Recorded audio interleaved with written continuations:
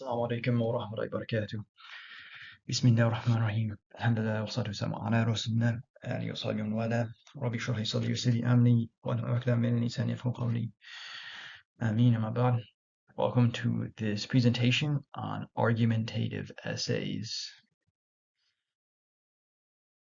Now, take a moment and answer these questions. Should uniforms be banned? Should students be able to grade their teachers? Do curfews keep teens from getting into trouble?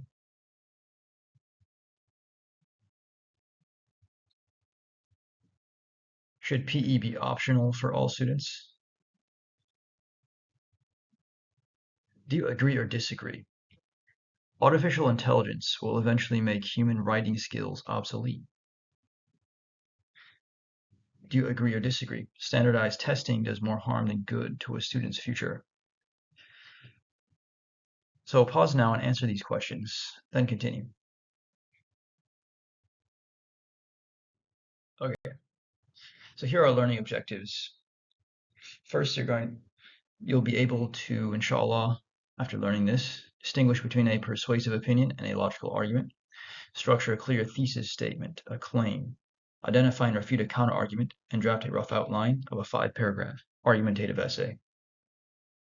Now think about it. Have you written persuasive essays? Having experience with persuasive essays is generally a prerequisite to getting into argumentative essays. How is an argument different from persuasion?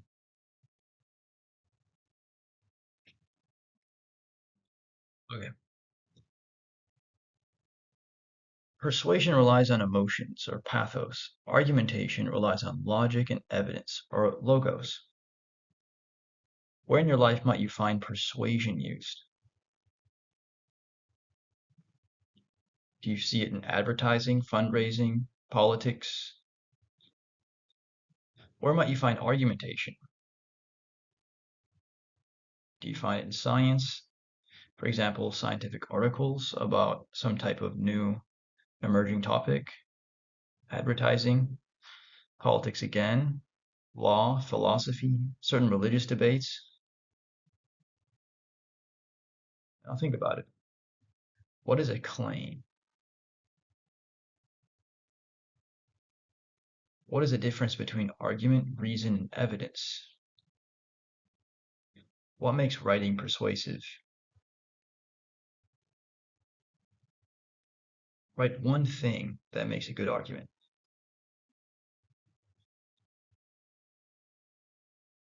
A claim is a statement that shows your main argument or what you're trying to prove in your essay.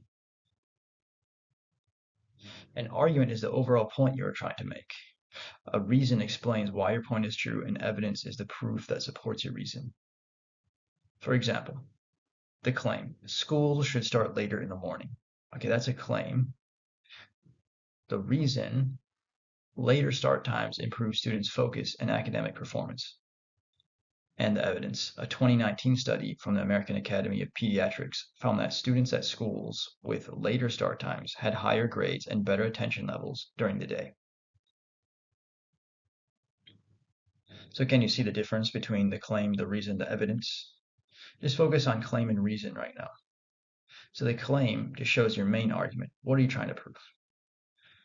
The reason is like your logical reasoning behind why you think your claim is valid, why you think it's true. Okay. And the evidence, which I'm sure you know what that is, right? But it's the proof that supports your reason. An argument is a whole package, the claim plus reasons plus evidence plus explanation. Okay, so now you know at this step what an argumentative essay is. Okay, it has these 4 parts to it.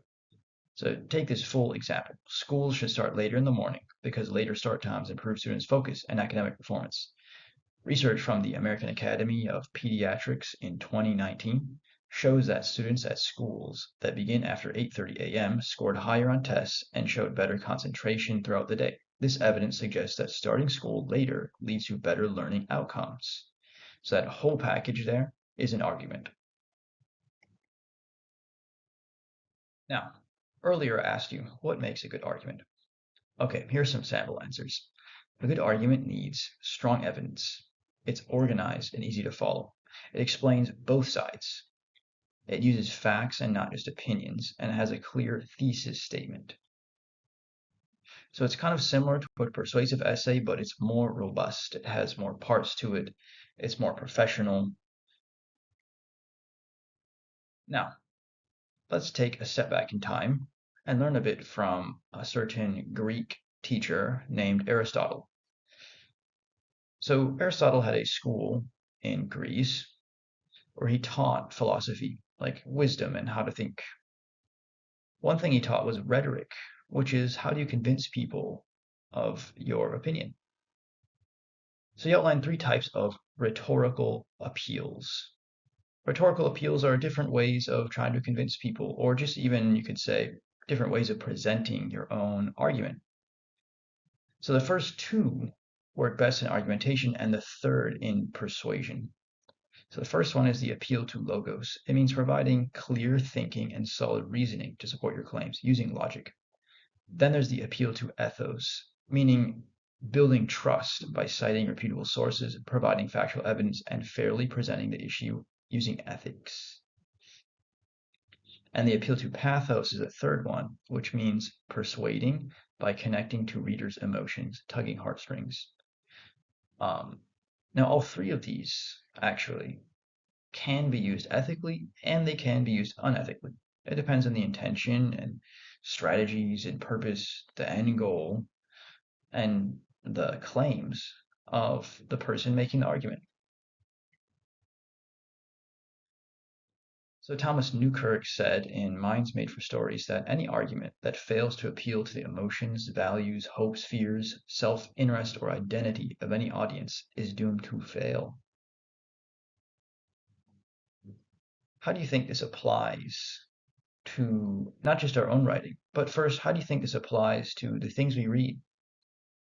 Do you see this in the news, in news articles?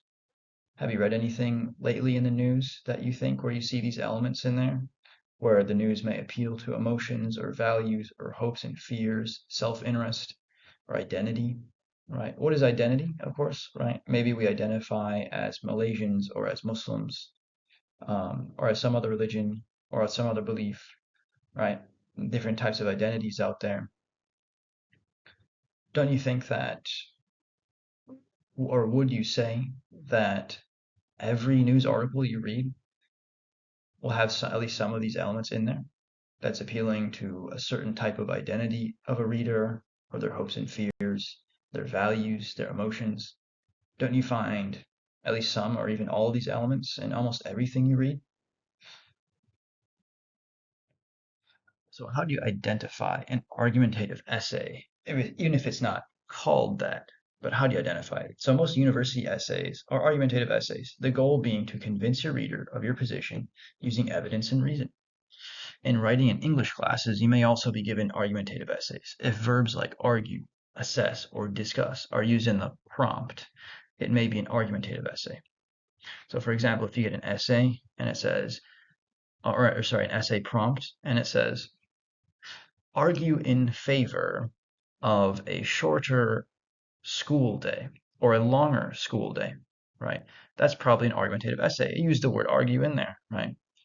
Or assess the impact of a longer school day, right? Or discuss the impact of a shorter school day. You know, these can be indications that you have been assigned an argumentative essay.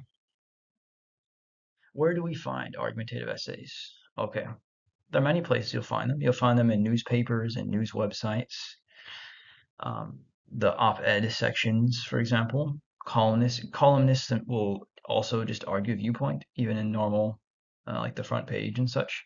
For example, the New York Times opinion, the Guardian comment. If you want, you can go head over to the Guardian comment. I have a little hyperlink there. So if you have the slideshow, you can pop it open. And you can just scroll through there and take a look at what do you find there. What do you see there? You know, a lot of those are argumentative essays that you'll find, at least in, maybe not in the exact format as it's in newspaper, but the elements are still there in terms of argumentative writing. Another is magazines like The Atlantic, Time, The Economist, blogs and online commentary. There are many blogs on politics, education, culture, technology. Also, medium.com. It's a place where anybody can go and write.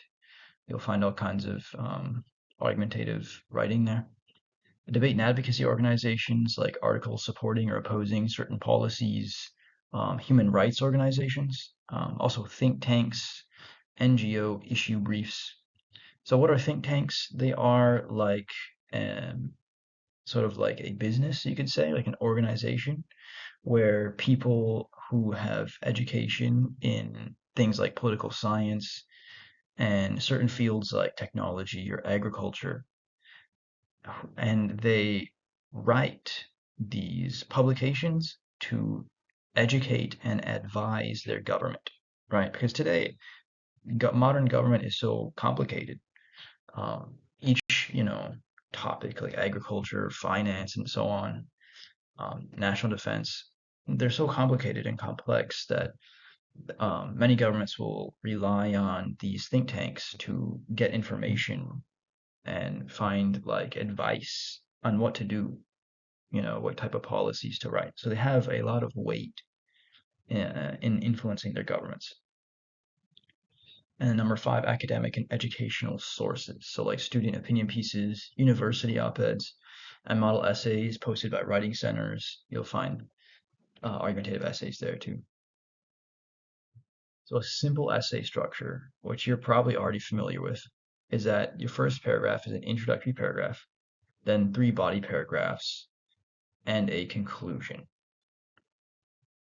So with an argumentative essay, those body paragraphs may also include discussion of opposing views.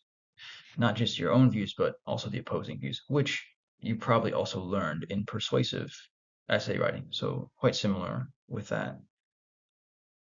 Now here's some more details of the things that really stand out with this type of essay. So in your introduction, you have your hook, then your background, and then of course your thesis statement, the claim. So that's where you put your claim. The thesis statement is always the last sentence of the introductory paragraph. In every type of essay, you'll find it there. And the first 2 body paragraphs, you start with a topic sentence, which is your reason, and then evidence, and then analysis, the warrant. In the third paragraph, it's also called the turn. That's where you find the counter argument, which is what does the other side say? And then the rebuttal, why is your side still stronger? Right, so that's where you fairly present the counter argument, what the other side says, and still do your best to rebut their claim or their argument. And the conclusion, you restate the thesis in new words. You have a summary of your main points, the significance, and a final so what closing statement. The thesis statement. So this is where your main argument is put in one clear sentence. Here is the answer to the essay question. So it can't actually be written as a question, right? Like, should schools extend the school day an extra hour or something like that, or shorten it an hour, right? You can find that actually, but usually it's a statement. So it's a statement that tells the reader your position. It's also a preview of the reasons you will use to support your argument. So the thesis statement goes at the end of the intro paragraph. A good thesis statement should be specific and not vague. It should take a clear stance. It should be something reasonable, people can agree or disagree with, and guide the entire essay structure. Let's read an example essay. Can you identify the parts of the essay? Okay. Let's read this together. The spread of the internet has had a world-changing effect, not least on the world of education. The use of the internet in academic contexts is on the rise, and its role in learning is hotly debated. For many teachers who did not grow up with this technology, its effects seem alarming and potentially harmful. This concern, while understandable, is misguided. The negatives of internet use are outweighed by its critical benefits for students and educators as a uniquely comprehensive and accessible information source, a means of exposure to and engagement with different perspectives, and a highly flexible learning environment.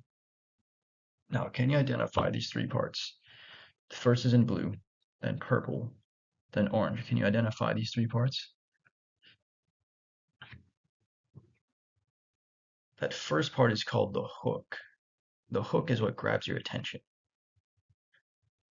So basically, if you were to come across this essay, the hook is designed to grab the attention of people that this essay would interest them, right? So if somebody is interested in Wikipedia, in the internet, in education and technology, then this hook would hopefully get their attention.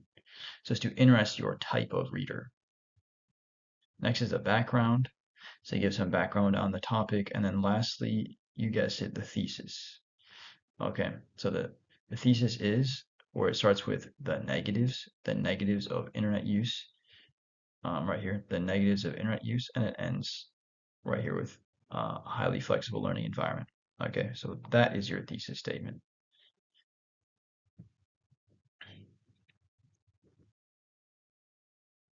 All right, here is one of the body paragraphs. So there are 4 parts to it. Let's read this together and see if we can identify those 4 parts. So it says, a common frustration for teachers is students' use of Wikipedia as a source in their writing. Its prevalence among students is not exaggerated. A survey found that the vast majority of the students surveyed use Wikipedia. An article in The Guardian stresses a common objection to its use. Excuse me. A reliance on Wikipedia can discourage students from engaging with genuine academic writing. Teachers are clearly not mistaken in viewing Wikipedia usage as ubiquitous, meaning it's like everywhere. You find it everywhere. If something is ubiquitous, you see it everywhere. So in viewing Wikipedia usage as ubiquitous among their students, but the claim that it discourages engagement with academic sources requires further investigation. This point is treated as self-evident by many teachers, but Wikipedia itself explicitly encourages students to look into other sources. Its articles often provide references to academic publications and include warning notes where citations are missing. The site's own guidelines for research make clear that it should be used as a starting point, emphasizing that users should always read the references and check whether they really do support what the article says. Indeed, for many students, Wikipedia is their first encounter with the concepts of citation and referencing. The use of Wikipedia, therefore, has a positive side that merits deeper consideration than it often receives. All right, let's go to these 4 parts. So the first here, sorry. So the first here is the topic sentence.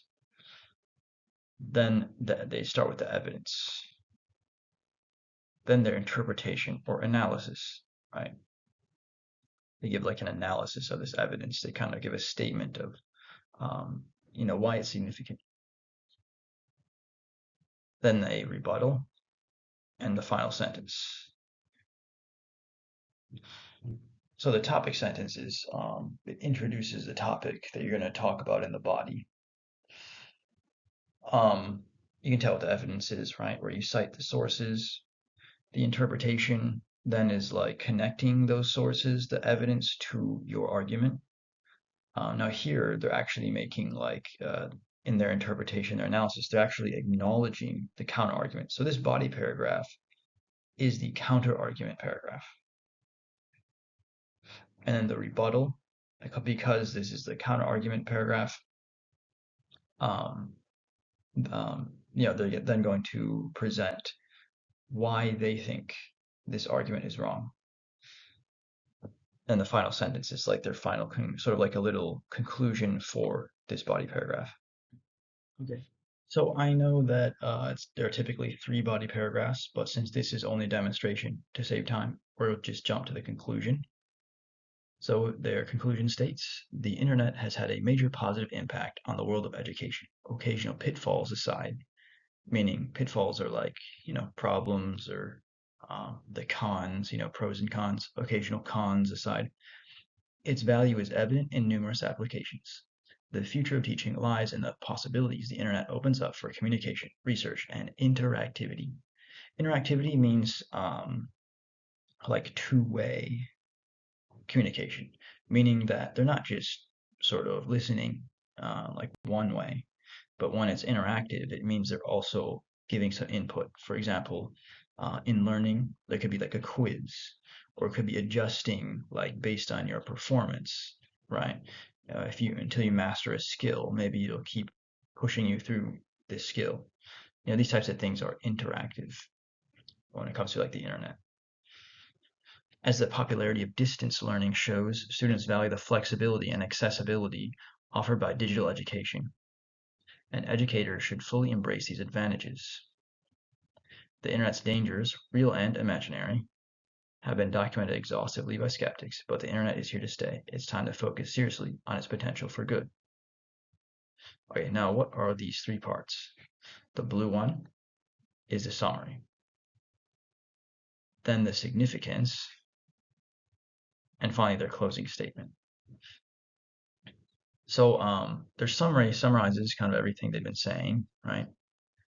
The significance is sort of like the connecting these points to their argument, and then the final one is like giving their final strong argument that they're making, their final claim again. Some argument models that you can follow. We're going to cover two. The first is Toulmin arguments. So the Toulmin model consists of 4 steps, which may be repeated as many times as necessary for the argument. First, make a claim, then provide the grounds, evidence for the claim, explain the warrant or how the grounds support the claim, connecting the two, and then discuss possible rebuttals to the claim, identifying the limits of the argument and showing that you have considered alternative perspectives. Here's an example. Claim, high schools should reduce homework. The evidence. The data. Studies show that excessive homework increases stress and reduces sleep among teens. And the warrant, why the evidence supports the claims. If homework harms students' health and well-being, schools should limit it. Most students, especially those taking multiple advanced courses, would benefit from less homework. Rebuttal. Some argue homework builds discipline, but this benefit does not outweigh the negative health effects.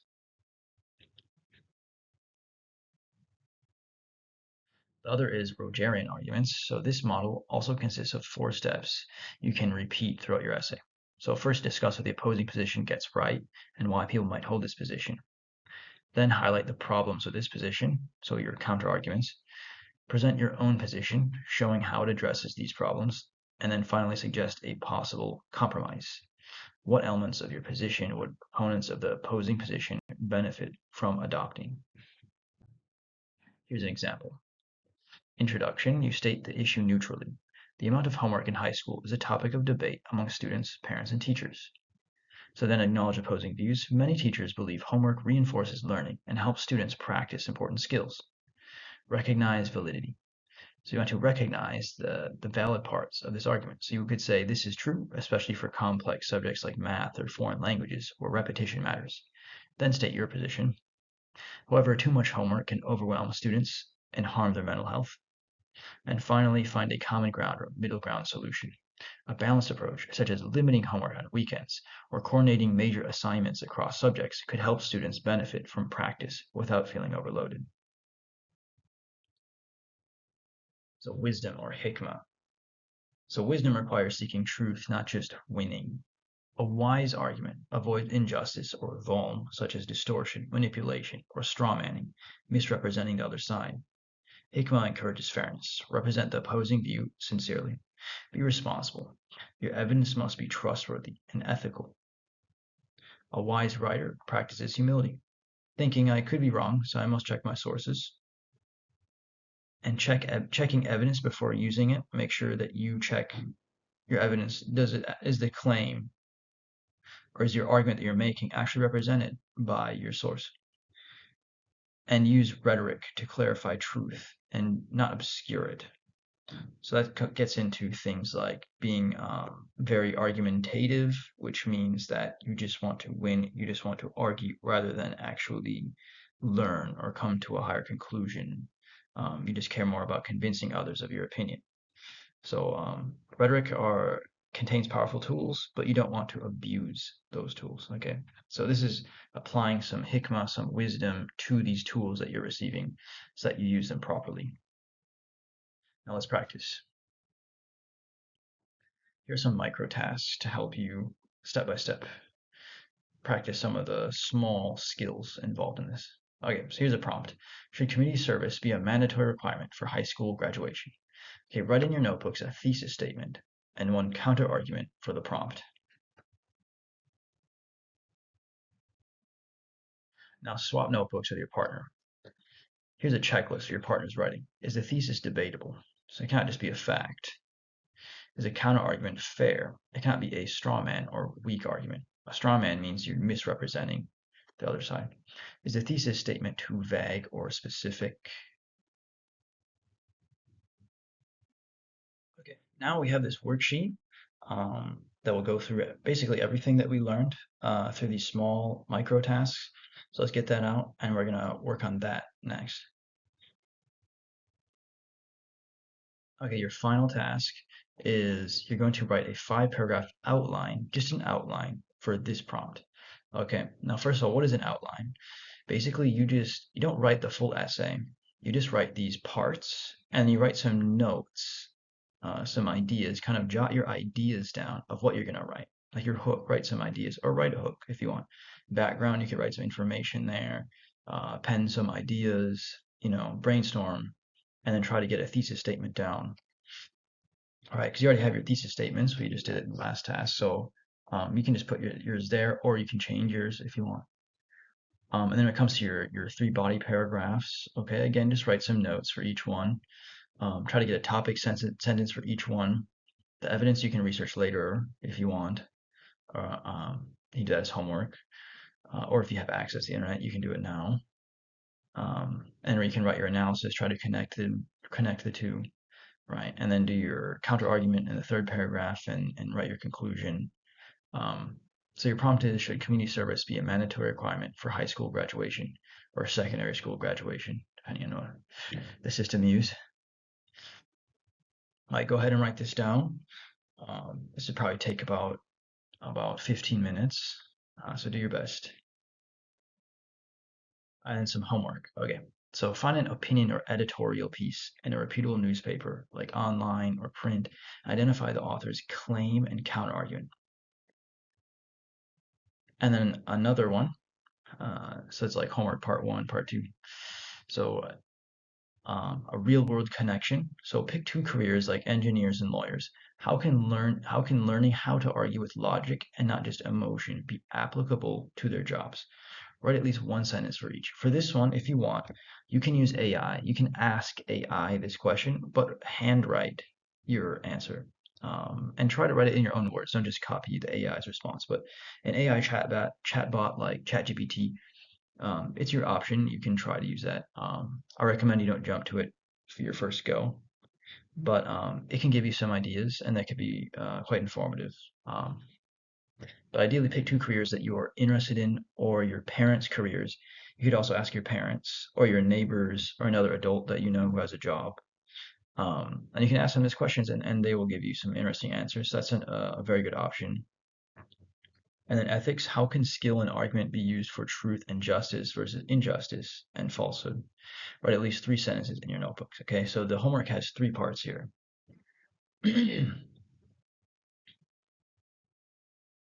And now some final questions. Number 1, what is a claim? And what is the difference between argument, reason, and evidence?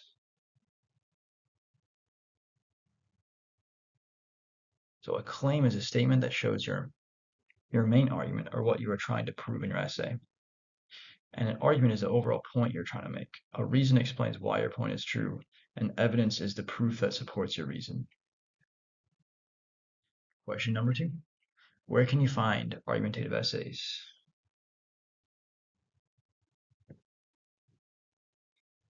If you have any answers, go ahead and write it in your notebook. Okay, so you can find them in newspapers, magazines, op-eds, blogs, academic sources. What is a thesis statement?